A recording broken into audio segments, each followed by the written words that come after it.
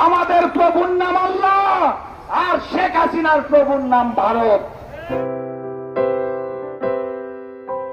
কারণ বাংলার মসনদে যেই সরকার বসে আছে সেটা ভারতের পুতুল সরকার, আওয়ামী ফ্যাসিস্ট সরকার, ফ্যাসিস্ট হাসিনার সরকার।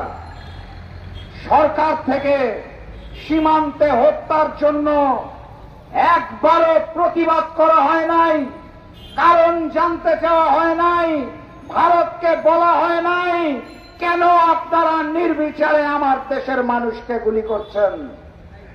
কারণ সেটা বলার জন্য যেই হিম্মত দরকার, যে ইমানদারি দরকার, আল্লাহর প্রতি যে আনুগত্য দরকার, সেটাই ফ্যাসিস্ট হাসিনা সরকারের নাই। তারা চাইলেও ভারতের কাছে জবাবদিহি করতে পারে না।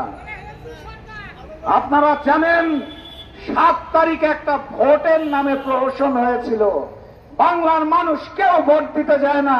গিয়েছিলেন নাকি আপনারা ভোট দিতে? আপনারা গিয়েছেন? আমরা কেউ যাই নাই।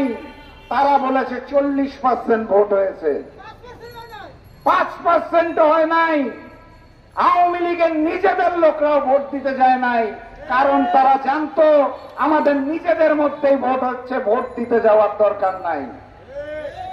সেই ভারত, চায়না এবং রাশিয়ার আশীর্বাদ নিয়ে শেখ হাসিনা ফ্যাসিস্ট সরকার গঠন করেছে।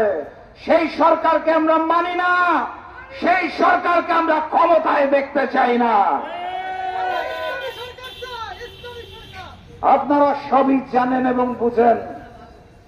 দেশের বাইরে বন্ধু থাকা ভালো, প্রভু থাকা ভালো না। শেখ হাসিনা প্রভু বানিয়েছে নির্বাচনের আগে ভারতকে, রাশিয়াকে, চায়নাকে, আর নতুন এক প্রভুর আমদানি হয়েছে। তার নাম কি? তার নাম হচ্ছে ইসরায়েল।